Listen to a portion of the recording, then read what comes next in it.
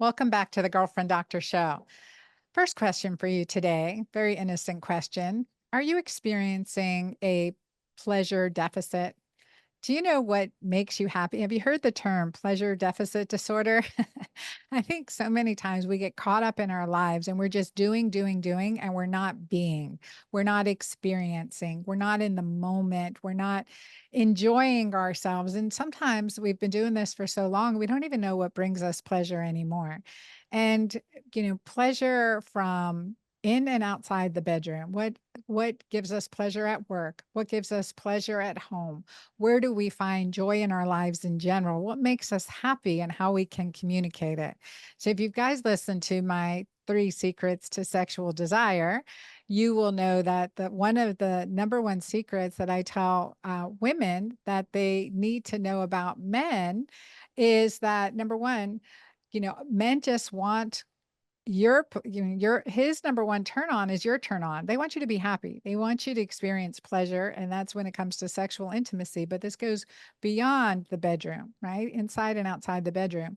So let's just, though, bump back into the bedroom or wherever you happen to be in your life. And let's talk about pleasure, sexual health, and pleasure. Today, it's really an important issue. It comes up a lot in my clients who are taking sexual CPR, really understanding, from their erogenous zones to their areas that have created blockage when it comes to intimacy, experiencing pleasure, orgasm, or climax, and what that means for them in their lives. So, first and foremost, sexual intimacy increases oxytocin, the most powerful hormone in our body. So it is why I will come back to it again and again and again.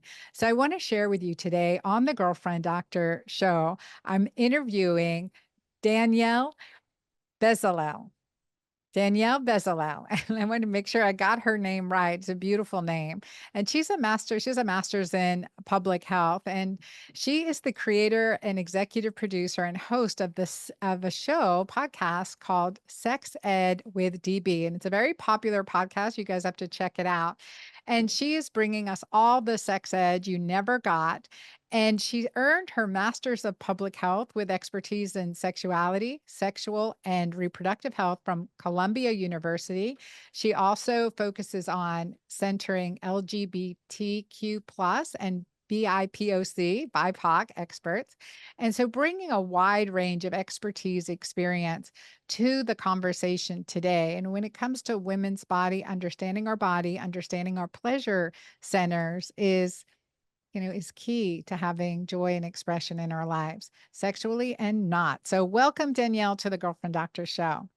Thank you so, so much for having me, Dr. Anna. This is such a pleasure, no pun intended, to be here. And it's so, so important, as you're saying. So I'm really grateful to have the opportunity to chat with you today.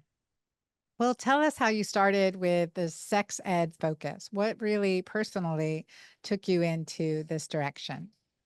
Yeah, so first and foremost, my mom is an OBGYN. And so from a very young age, I always joke with folks that we talked about placenta over pizza at the dinner table. It was very, very common for my mom to be coming home and talking about vaginal discharge and periods and births. And that was just part of my norm as a kid. And so naturally, Oh, I my became daughters can, yeah, relate. commiserate with you. They'll commiserate for sure. Yeah, I think overall it is a really great thing. Maybe in the moment for kids, they're like, "Oh, mom, I don't want to talk about that again," right?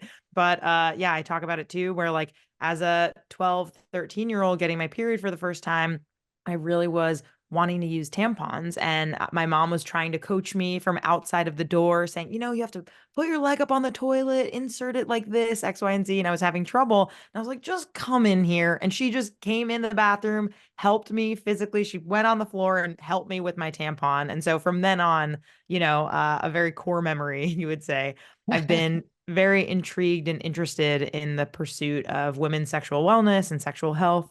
And yeah, that kind of compelled me to start Sex Ed with DB and, get my master's of public health. And why would you say sexual health and wellness is important? How much time do we have? I know, right? Sexual health and wellness is so paramount to so many things that happen in our lives, whether it be with ourselves, with our partners, with our families, with our happiness, with our mental health, our well being.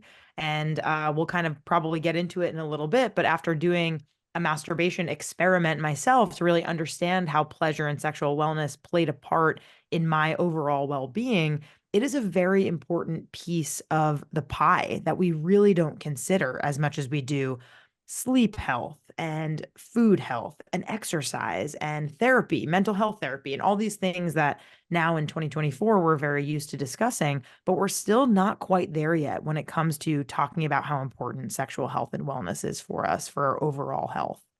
Yeah, no, I completely agree. So what was this masturbation experiment? Thank you so much for asking. I would love to talk about it.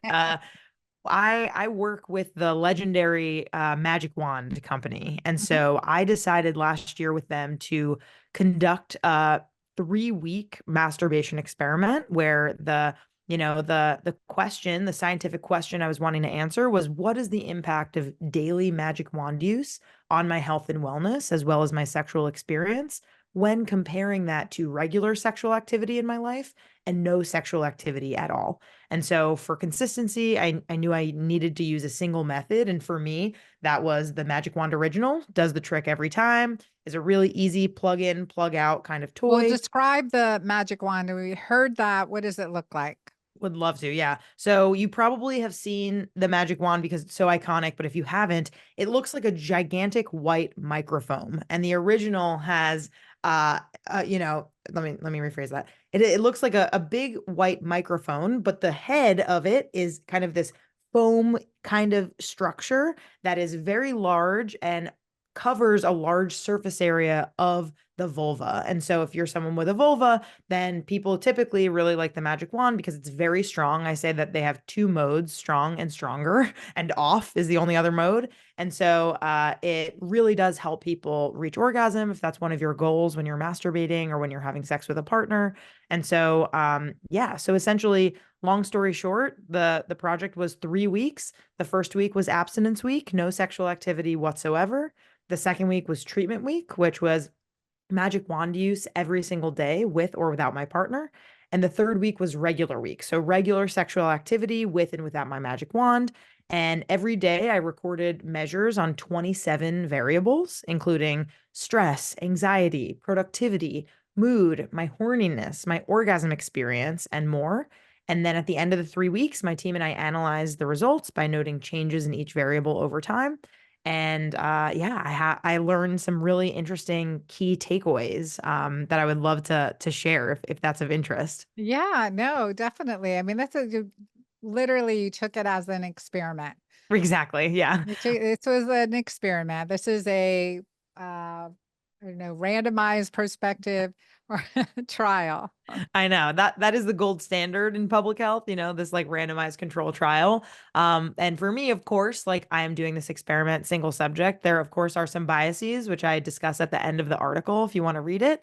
But this is what I found from doing this experiment for 3 weeks.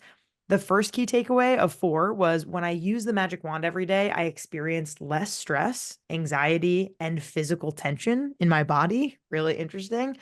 I also reported more frequent positive moods when using the magic wand every day, Mhm. including higher levels of confidence. So during Magic Wand Week, my confidence was increased by 19% compared to the other weeks. My orgasms came faster and were more enjoyable when using the magic wand every day. And to my surprise, my level of horniness and kind of me being in the mood for this experience actually increased over time when using the magic wand every day when I had assumed, oh, I'm kind of like forcing myself to masturbate every day. I'm not going to be in the mood, but really I was more in the mood every single day, which is so interesting and fascinating. I think that's really interesting. With many hormones, if the more hormone production suppresses itself, but with oxytocin, keeps it, feeds on itself. It continues to increase. So Exactly. probably a little bit of that experience there.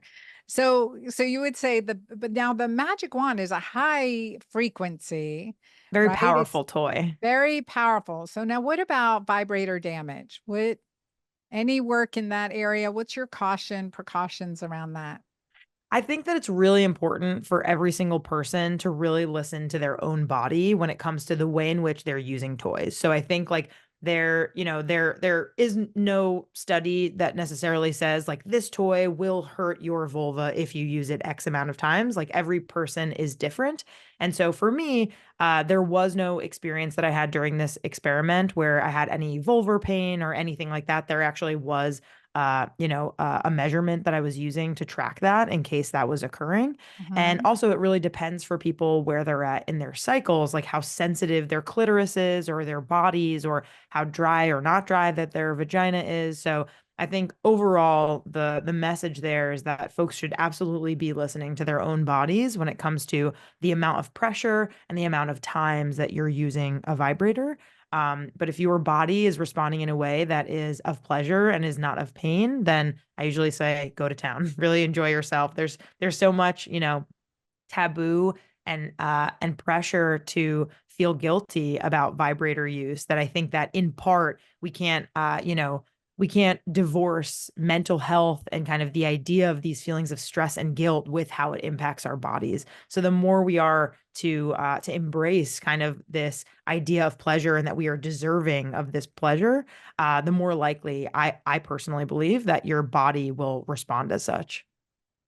Yeah, and I think that's an important thing to think about too. And over time and sensation, in working with menopausal and postmenopausal women predominantly over the last many years, one of the thing is the loss of sensation, and there's a hormonal factor to that, right? There's a hormonal factor, and also, trauma from over vibrator use on the clitoris specifically, not vaginally, but on the clitoris itself with the nerve endings. And so like there's a balance here, right? There's a Mm, balance here not to be afraid to explore, to introduce all avenues, right? But I wouldn't talk about that issue because when we look at the clitoris, there's over 8,000, 9,000 nerve endings in the head of the clitoris, where there's 2,500 in the tip of our finger. So it's a very a very abundant pleasure zone in our body, very highly abundant pleasure zone. And as we age, right, with hormone decline as we age, there's a loss of blood supply and nerve supply, and there's a shrinkage of the mm, clitoris. Y'all, we don't want that to happen. We want to keep that healthy and functioning. And again, like to use it to play with it, right? To experience it, to continue to bring yourself pleasure in that way is important. Because if we're not, then there can be adhesions that form and that shrinking. So with stimulation. So with clitoral stimulation, vulvar stimulation, pelvic floor stimulation, that's important. And vibrators can be beneficial here. We're noticing loss of sensation. Oftentimes I'll recommend vibrator holidays. So you take oh, some time off and then reignite with the lightest of touch. And there's mhm, a practice called orgasmic meditation, or in the book Slow Sex by Nicole Daedone, the practice of orgasmic meditation specifically was a light touch to one side or the other side of the clitoris in one direction or another, and kind of just going to the lightest touch. And what vibrator users noted was what was called a ground glass experience. So that ground glass experience created like this pins and needles reawakening, like if your leg's asleep and you get that pins and needles. So there was experience with the clitoris in the same way. So activating the blood supply and the nerve supply to that area created more pleasure as a right. result of that, as a result of that practice. So it's that combination also with cyclers, horseback riders, there can be, because of that constant pressure, a decline, and you need more and more Mm. stimulation, or that again, that holiday from that pressure on our pleasure center. Right. Absolutely. Yeah, I think that's a really great point. And we don't often talk about the clitoris as this organ that kind of sits in the vulva, right? Like when we're playing with our clitoris or touching our clitoris or, putting pressure on it, then it doesn't have to be just at that tip, right? Like you can position yourself at your vulva in order to reach your clitoris behind your skin and behind your muscles essentially, and it's there. So it's whether And or not, yeah, you can access it there. Yeah, and the mons pubis, right? At the Right. pubic bone. The pubic Right. bone's a safer area as well. So I think that's, again, that's there's so much to it. The anatomy of sex. I love it. So Yes. people can be very afraid of using sex toys. Right? Can be afraid of using sex toys. And I was doing a live earlier with a friend of mine. She's known as the vagina coach. You guys got to connect. Kim Would love Bobney, to. the vagina coach. And one of the questions that came in was about loss of sensation, loss of orgasm, and feel like my clitoris is dead type of feeling. And so it Mm, was interesting to number one, it's such an important area. People aren't getting help from their doctors.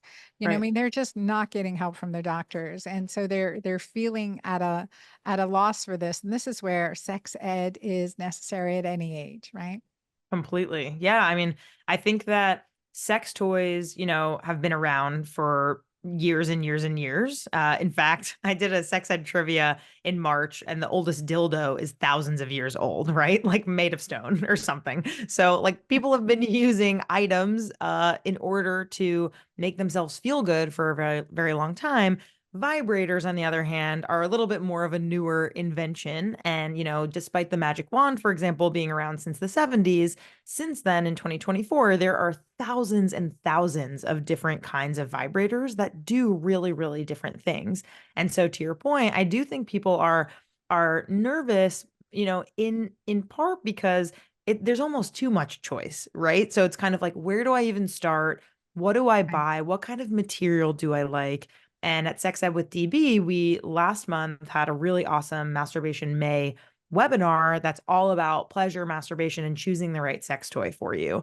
And so there are so many different things that we talk about in that webinar around, okay, like, this isn't your first sex toy, that you're buying necessarily, maybe, and it's also not your last sex toy. And so there's a lot of different time that you have to be able to figure out what exactly do I like and how can I, for lack of a better term, experiment and really treat this like a, let me figure out how this is making my body feel. Let me take notes. Let me figure out like what I like and what I don't like in order to use the toy as a tool for my sexual satisfaction.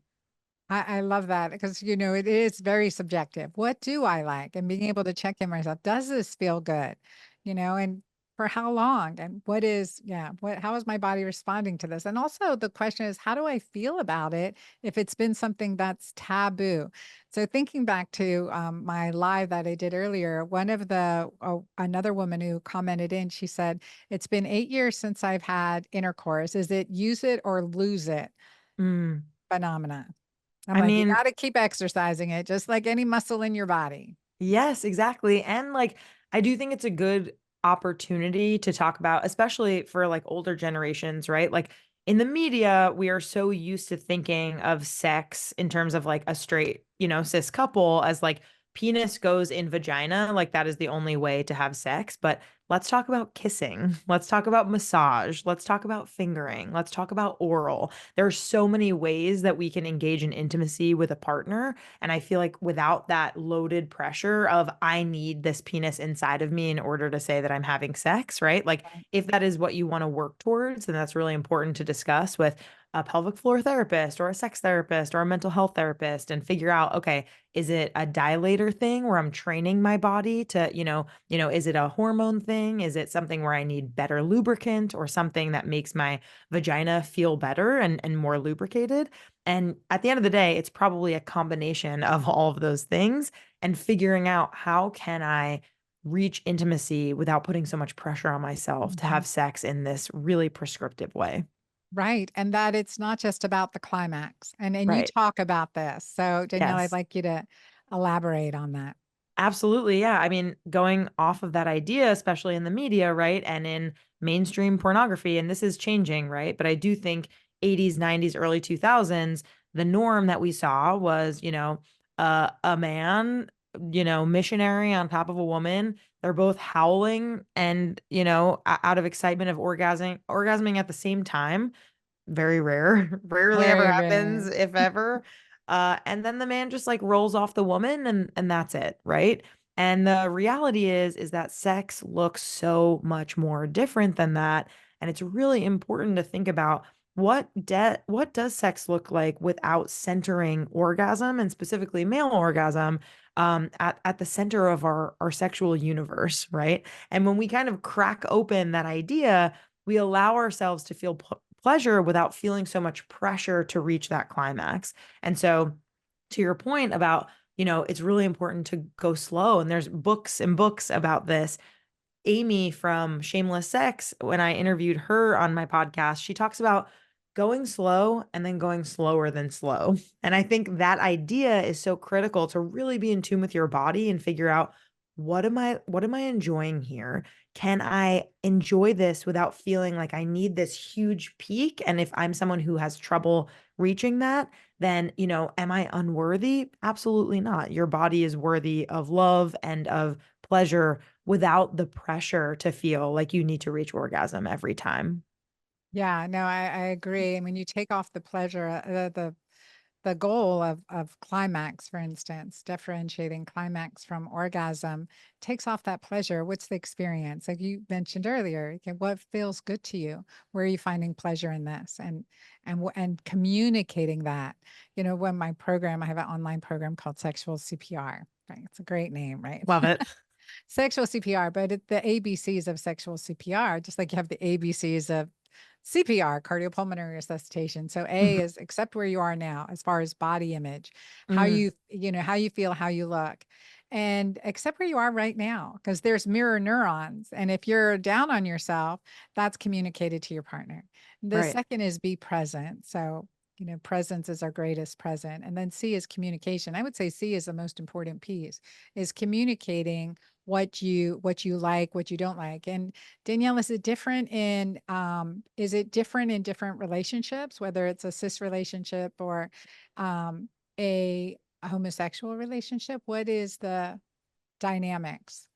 In terms of the way in which people experience pleasure and orgasm. Communicate it. Mhm. Yeah, I think in queer relationships specifically, I mean, the thing that we talk about when we talk about queer sex is like people have the same body parts, right? So whether your sexual orientation is queer or gay or you're bisexual, then you have the same body parts as straight people, and so people use those body parts to do the same sex acts. But in terms of figuring out the way in which queer folks are communicating, queer people didn't have the same kind of cultural scripts and models that straight people do in rom-coms and in porn and in mainstream kind of media. And so a lot of times queer people have had to create their own scripts and figure out the ways in which that they are communicating. And so when we look at the orgasm gap, for example, straight women only reach orgasm like 6 or 7 out of 10 times compared to a straight man reaching orgasm like 9 out of 10 times, maybe 10 out of 10 times, whereas queer people are reaching orgasm like 8 out of 10 times. So it is a little bit less stark for queer people, specifically for gay men. The orgasm gap is way less, and specifically for lesbian women. And so I think it's really important to look at queer people and say, oh, they actually are communicating more in some cases than straight couples. What can we learn from queer people when it comes to each person making sure that it's equal when it comes to reaching orgasm, when it comes to pleasure, when it comes to intimacy with your partner? So what can we learn? What can we learn? We can learn a lot. I mean, I think like Yeah. looking at ethical porn and really understanding like what kinds of queer scripts are we learning from ethical porn, what kind of queer porn is out there that feels like, oh, this is authentic, and this is kind of like, it is a cycle, right, of like whatever we see in mainstream media and in porn, people then are doing that in their real life sex lives, and then that influences what we see in porn. So it's kind of this whole cycle. And so I think, yeah, I think that we can learn that two people are equally valued and should equally have a say in the way in which that their sex life goes. And that communication is paramount when it comes to figuring out who is giving who pleasure, and how important that is to both people. Yeah, I agree. And I think that's a communication piece. Hmm. One of the things is understanding how, what I teach in, well, men and women are different when it comes to sexual health and intimacy, and our hormones respond in our body. For oxytocin, it makes a woman want to connect more, communicate more. For men, it makes them want to roll over and go to sleep. So being on the same page about that is really important, or understanding and being able to communicate. Okay, these are the natural consequences, or the natural, boon of this intimacy, and how it affects each of us differently. So there's a lot um that doesn't need to be said in a same sex relationship, right? But it's so important to communicate regardless. It's so important to communicate, and what feels good and what doesn't feel good. And so we circle back to, like, self-pleasuring. I like to say self-pleasuring versus masturbation. So if it comes back to self-pleasuring, I mean, this is a really important factor. And then as far as vaginal health goes, is that, I like there's a product called Joy Lux, and it's vibrator with red light to heal vaginal tissue and to help stimulate blood flow. So that's another really good option. It has a vibration, which is nice addition. I like for clients to use Kegel balls to strengthen the pelvic floor, or jade eggs, for instance, to strengthen the pelvic floor. And I'm like relying on you, Danielle, as the sex toy expert. So give us some other goodies. Yeah, absolutely. I mean, I think like when it comes to figuring out what you like I said, there are thousands of different kinds of vibrators. If you are someone that really likes kind of pinpoint stimulation, buzzy, something that you want to put on the head of your clitoris, or you want to put, on your labia because you feel really good there, or you want to, put on the outside of your vaginal hole, then a bullet vibrator might be a really, really great option for you because it has that pinpoint buzzy stimulation. If you're someone who really likes, humping in order to reach orgasm, or in order to feel good because you like that broad pressure, a toy like Dame's Palm that fits in the palm of your hand, that's something that you're able to press onto your vulva, might be a really, really great vibration option for you.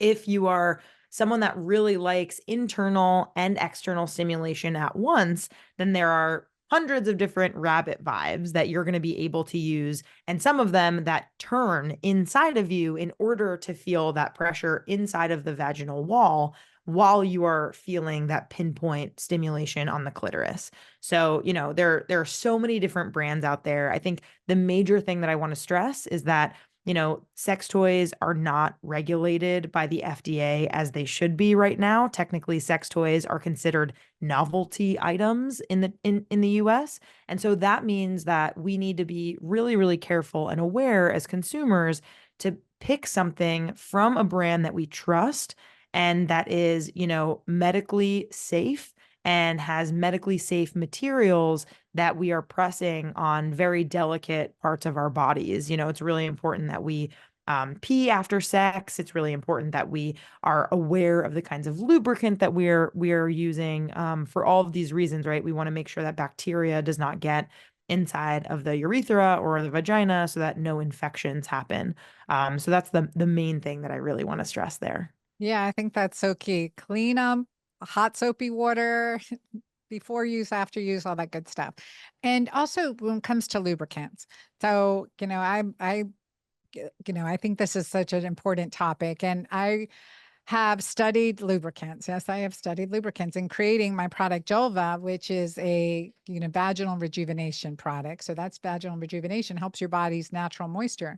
But there's benefits to having a lubricant, and we want a clean lubricant.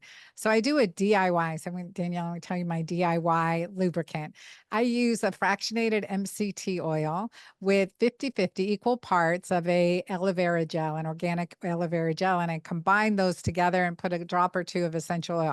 And that's my, like, clean do-it-yourself lubricant. But there are some, and this is goes way back from when there weren't really any clean organic lubricants. And of course, coconut oil, that's another great lubricant to use. Keep a jar in your kitchen, a jar in your bedroom. Don't cross-contaminate the two. But But, but like looking, there was aspartame, there's parabens, the vagina is a very sensitive Mm. area. I mean, the vagina is very sensitive tissue and it's absorptive. So those chemicals in the vaginal area are disruptive. What have you found? Like, what do you look for in a lubricant? What do you recommend, especially when, before, during, and after menopause in clients, or just frequent use and also for oral sex, as using a lubricant? Yeah, I think it is really important to figure out like what are, doctors and folks who we trust, what do they say that is important for patients to use? What science is behind it? What research? And for me, when I'm not using silicone toys, Uberlube is my favorite lube of all time. I've also been working with them for years. They are recommended by leading doctors. They have science behind them. It is scent free and it is, a really, really fantastic silicone based lube. Wirecutter from the New York Times just did a whole thing on lubes that they recommend, and Uberlube was on that list. And so, yeah, I highly recommend them. I think when it comes to like water-based lube or oil-based lube, or like hybrids of any of these lubes, it really is like a kind of like, again, experiment with like what exactly works with your body and figuring out, okay, what is the best thing that I can really use in order to feel like I'm using this water-based lube with my silicone-based toy that I'm going to have to reapply, a couple of times because it dissipates quickly. Or for oil-based lubes, as long as I'm not using condoms to make sure, the condom would rip with an oil-based lube, is there like a THC, like oil-based lube that would make me feel really great sensations on my clitoris, in order to feel relaxed during self-pleasuring. So yeah, I think like a great option is going into a sex toy shop. I don't know if you have heard of Lion's Den or, Good Vibrations or other toy shops like that, but often they will have kind of like a wall of lubricants and they will have like small packets that are like $1 or $2 each. And you can just buy 10 of those different brand packets and go home. And again, every day use a different one and take notes. Like out of 10, this is my enjoyment level with this lube. Here are the benefits, here are the cons. And then you can go from there. Yeah, no, I love that. Again, to look at something that's clean and ideally without preservatives, and you've got to preserve it because it's a really vital thing, but also easy to use. I think Uberlube is a good product. I also like Yes brand, Yes exclamation point. I think it's yes, Mhm. yes, yes. And good news lubricant. It's good something lubricant, and it is another good clean formula. And I think that's really important. Like, make sure there's not aspartame.